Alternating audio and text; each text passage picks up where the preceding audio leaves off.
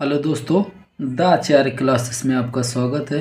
तो class 12th की physics आपको पढ़ा रहे हैं, जिसमें आज लेसन 4th का गतिमान आवेश और चुंबकत्व। ठीक है, ये लेसन का नाम है। इसमें आज हम आपको पढ़ाएंगे बाह्य चुंबकीय क्षेत्र में चुंबकीय द्विध्रुव को घुमाने में किया गया कार्य तथा द्विध्रुव की स्थितिज ऊर्जा। और पेपर में कभी कभी बाह्य चुंबकीय क्षेत्र की जगह एक समान चुंबकीय क्षेत्र आ जाता है। ठीक है, तो क्वेश्चन सेम रहेगा इसका आंसर, बस यहाँ पे क्वेश्चन बदल जाता है, तरीका बदल जाता है। तो कभी कभी एक समान चुंबकीय क्षेत्र बोल देता है और कभी कभी बाह्य चुंबकीय क्षेत्र। तो ये हेडिंग है, इसको आप लोग अच्छे से समझिए। देखिए, एक बात समझ लीजिए, आप लोग बाह्य चुंबकीय क्षेत्र में द्विध्रुव को घुमाने में किया गया कार्य आप पढ़ रहे हैं।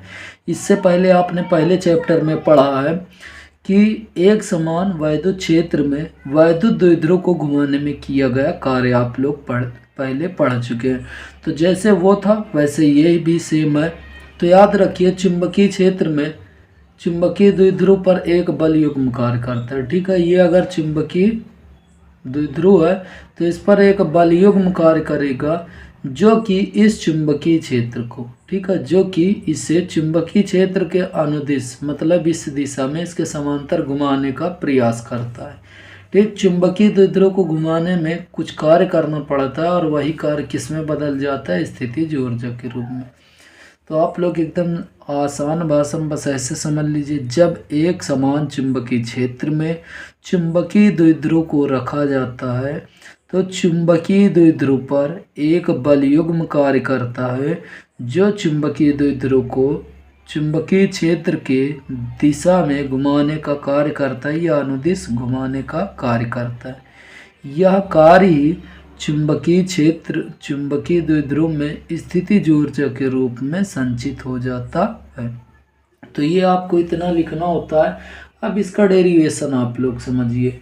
मान लेते हैं कि माना एक चुंबकीय द्विध्रुव है जो एक समान चुंबकीय क्षेत्र में रखा गया है। तो आप लोग लिखेंगे, माना एक चुंबकीय द्विध्रुव एक समान चुंबकीय क्षेत्र बी में रखा गया है, जो कि चुंबकीय क्षेत्र से थीटा कोण पर रखा है। तो आप लोग इतना लिखें, मैं फिर से बोल दे रहा हूँ। माना एक समान चुंबकीय क्षेत्र में एक चुंबकीय द्विध्रुव थीटा कोण पर रखा है। ठीक है, अब यहाँ पे आप लोग समझिए। अब डेरिवेशन यहाँ से शुरू होता है। तो देखिए, चुंबकीय क्षेत्र में स्थित, ठीक है, चुंबकीय क्षेत्र में स्थित द्विध्रुव पर आरोपित बल युग्म का आघूर्ण। तो लिखेंगे यहाँ पे चुंबकीय क्षेत्र में, ठीक है, चुंबकीय क्षेत्र में स्थित चुंबकीय क्षेत्र में स्थित चुंबकीय द्विध्रुव पर चुंबकीय द्विध्रुव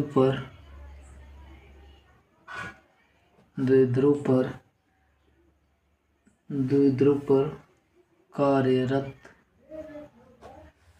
ठीक है, बल युग्म का आघूर्ण, बल युग्म का आघूर्ण,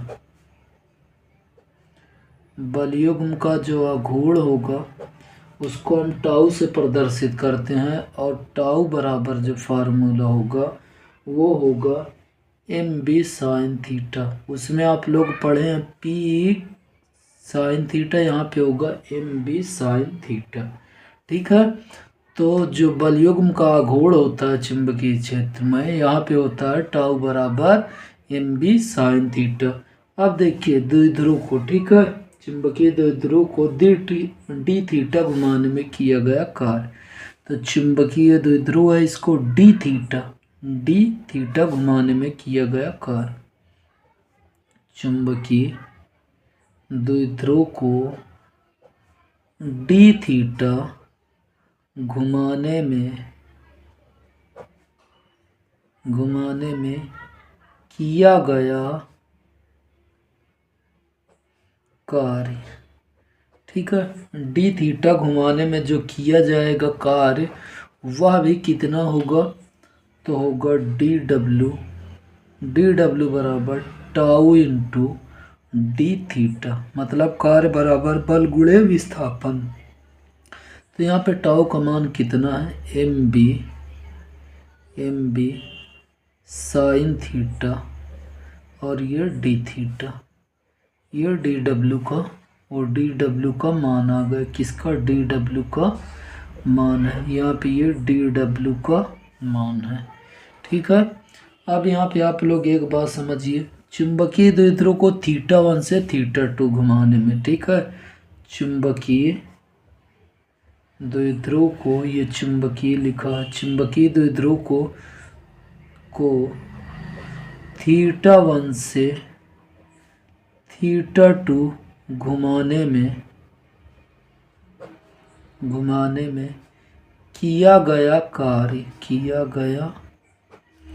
कार्य, तो θ1 से θ2 जब घुमाते हैं तो इसका हम समाकलन करते हैं, तो ये डी डब्ल्यू बराबर यहाँ पे जो होगा θ1 से θ2 घुमाने में जो कार्य होगा वो उससे हम पूरा लिख देंगे, M B sine theta D theta.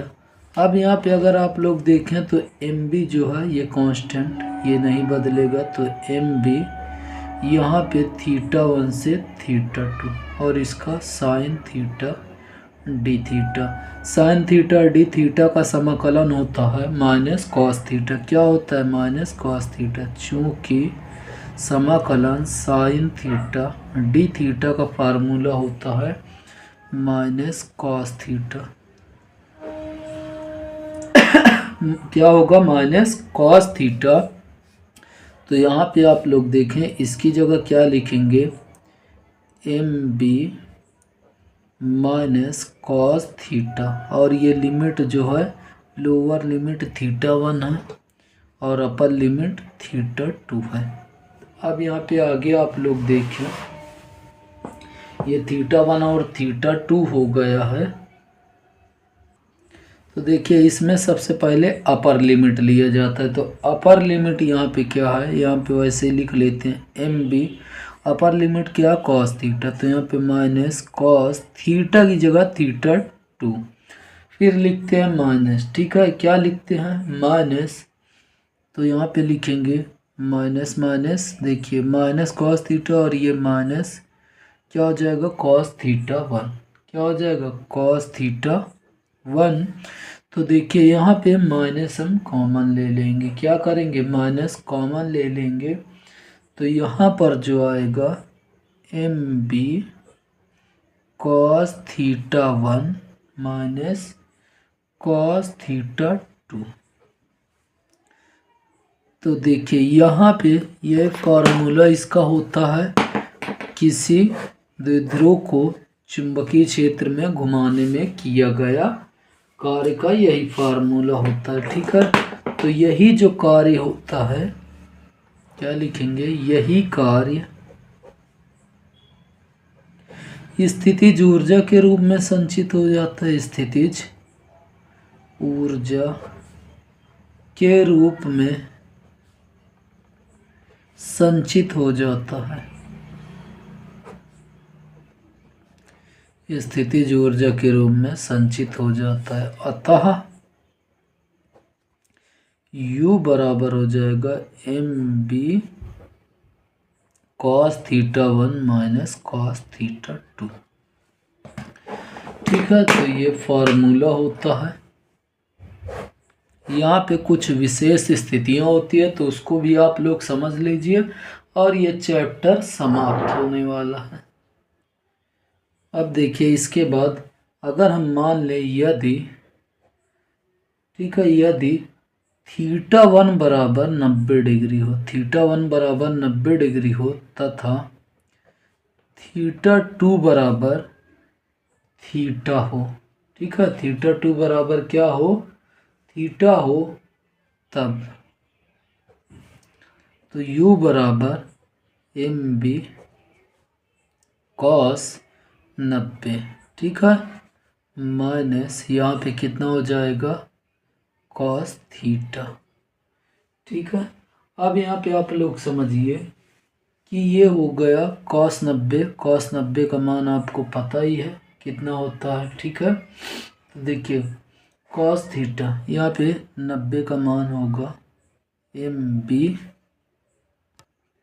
तो cos 90 का मान आपको पता है कितना होता है 0। तो और ये cos थीटा, ठीक है, माइनस cos थीटा। तो इसमें करेंगे ये 0 हो जाएगा और इसमें करेंगे तो u बराबर माइनस MB cos थीटा, ठीक है। u बराबर MB cos थीटा, ये मेन फार्मूला आ जाता है। अगर विशेष स्थितियां पूछता है तो करिए, नहीं तो आप सीधा इतना ही लिख दीजिए, ठीक है। चलिए फिर भी विशेष स्थितियां बता दे रहे हैं आपको। विशेष स्थिति, तो विशेष स्थिति में आप लोग याद रखेंगे, विशेष स्थिति पहली, थीटा बराबर अगर हम मान ले थीटा बराबर 0 डिग्री, ठीक है, तो होगा u बराबर माइनस MB cos 0, ठीक है, cos 0, और cos 0 का मान होता है तो ये हो जाएगा माइनस MB, ठीक। पहली स्थिति में ये फार्मूला आएगा। दूसरी स्थिति में याद रखिए थीटा बराबर कितना रख लें 90 डिग्री, कितना 90 डिग्री। तो u बराबर फार्मूला होता है माइनस MB cos 90, और cos 90 का जो मान होता है 0 होता है, तो ये हो जाएगा कितना 0, ठीक। दूसरी स्थिति में कितना आएगा 0, और तीसरी स्थिति में थीटा बराबर जो होगा 180, कितना थीटा बराबर 180 डिग्री, मतलब ये मान लेते हैं समांतर, ठीक। तो u बराबर हो जाएगा MB माइनस में MB cos 180, और cos 180 का मान होता है -1, तो माइनस माइनस ये हो जाएगा प्लस, तो ये हो जाएगा MB, क्या हो जाएगा MB। तो ये तीन स्थितियां होती है, इसको भी आप लोग याद रखेंगे, ठीक है। तो ये लेसन पूर्ण रूप से समाप्त हो चुका है। और आपको यह वीडियो अगर अच्छी लगी, समझ में आए, तो इस वीडियो को ज़रूर लाइक कीजिए, शेयर कीजिए और साथ में चैनल को सब्सक्राइब कीजिए। अब आपसे मिलते हैं हम अगले वीडियो में नेक्स्ट चैप्टर के साथ। तब तक के लिए दोस्तों जय हिंद, जय भारत।